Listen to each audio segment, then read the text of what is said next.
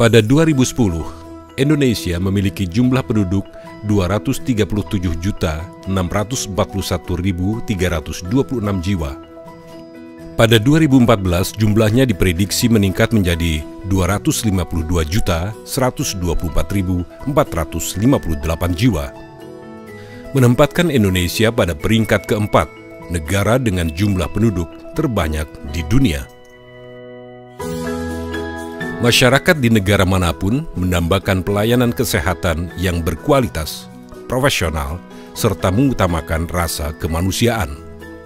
Untuk mencapai kondisi ideal sebuah pelayanan kesehatan dibutuhkan dana yang besar. Indonesia tengah berusaha keras menyediakan pelayanan kesehatan yang berkualitas bagi rakyatnya. Anggaran kesehatan yang dikeluarkan pemerintah pada tahun 2013 mencapai 17.493 miliar rupiah, 1,5% dari APBN 2013 yang sejumlah 1.154.380 miliar dan 900 juta rupiah. Rasio anggaran kesehatan per satu penduduk per tahun adalah 70.416 rupiah.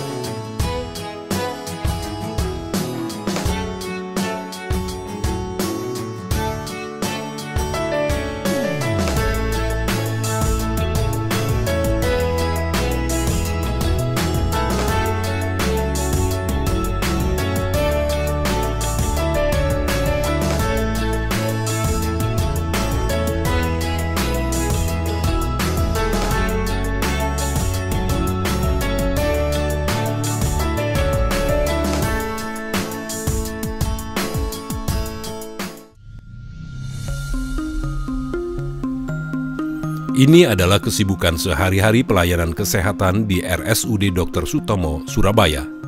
Dari tahun ke tahun pelayanan kesehatan kepada masyarakat terus ditingkatkan.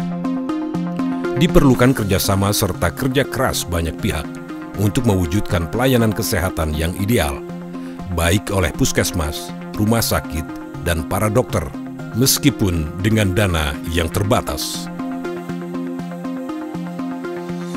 Pesatnya laju populasi penduduk diikuti naiknya jumlah dokter di Indonesia.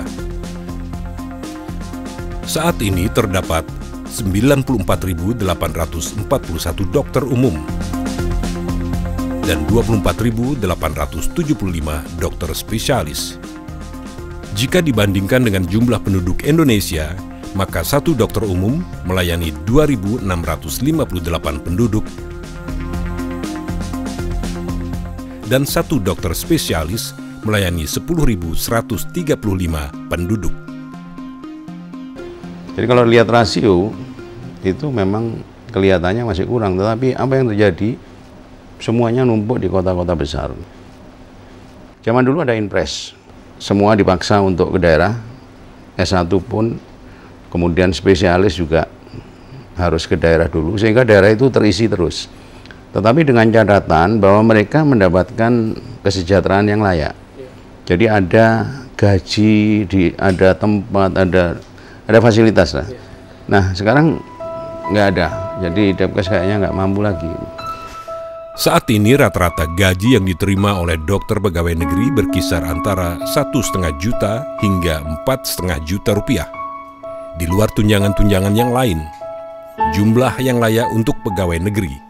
Tetapi apakah jumlah tersebut layak bagi para dokter yang tidak mengenal jam kerja normal? Karena setiap saat panggilan darurat bisa datang sewaktu-waktu.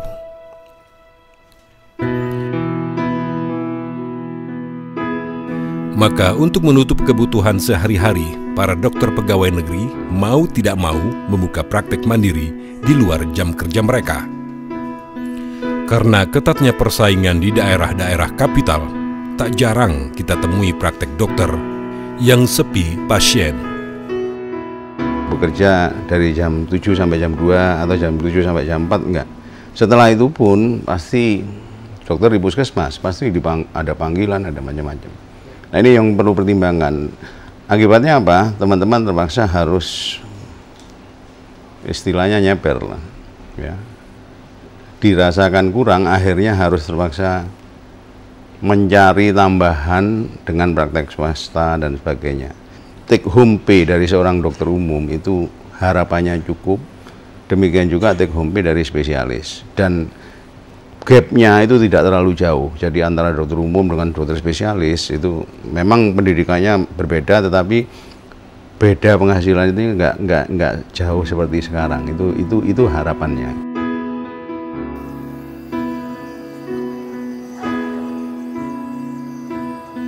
Saya ditanya mengenai peran negara dan pemerintah kepada profesi dokter, perlindungan hukum dan sebagainya, tunjangan, sampai saat ini terus terang masih minim, karena dokter lebih banyak harus berjuang sendiri untuk kesejahteraan hidupnya, bukan dijamin oleh pemerintah dan negara kesejahteraan tersebut, baik kesejahteraan, jaminan kesehatan, jaminan pendidikan untuk anak-anaknya dan sebagainya, semua masih seperti layaknya pegawai negeri di seluruh Indonesia, harus tetap berjuang sendiri.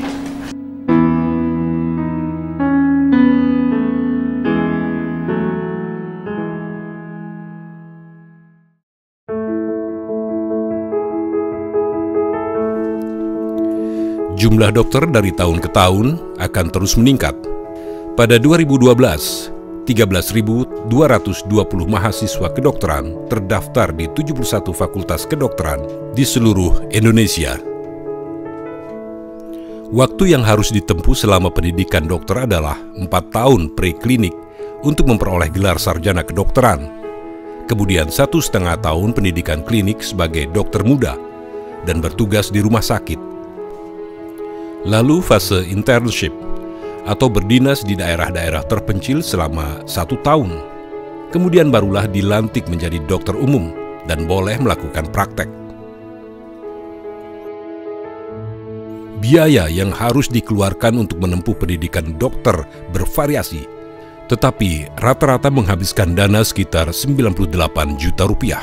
Untuk melanjutkan jenjang spesialis, para dokter umum harus menempuh program pendidikan dokter spesialis atau PPDS, ditempuh dalam waktu 6 tahun, dan dana yang disiapkan berkisar 100-200 juta rupiah. Nama saya Dr. Visi dari program studi bedah umum. Saat ini saya sedang menjalani sekolah tahun kedua, sudah mau masuk tahun ketiga. Pendidikan saya berjalan 6 tahun, sekarang tahun ketiga, dan saat ini saya sedang jaga di VK Bedah.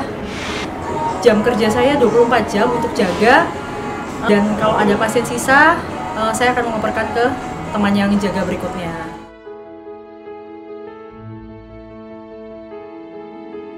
Untuk jadi dokter itu yang penting niatnya dari hati, tujuannya jangan uang. Kalau tujuannya memang cari uang, jadi pengusaha aja. Karena kita terus terang dokter zaman sekarang tidak ada jam kerja, tidak ada tunjangan yang cukup, jadi memang pekerjaannya memang dari hati. Menjadi dokter di Indonesia adalah sebuah pilihan hidup yang memiliki tujuan mulia serta mengedepankan rasa kemanusiaan. Sebuah profesi yang diharapkan oleh masyarakat masih memiliki hati nurani, di saat oleh profesi lain dianggap sepi.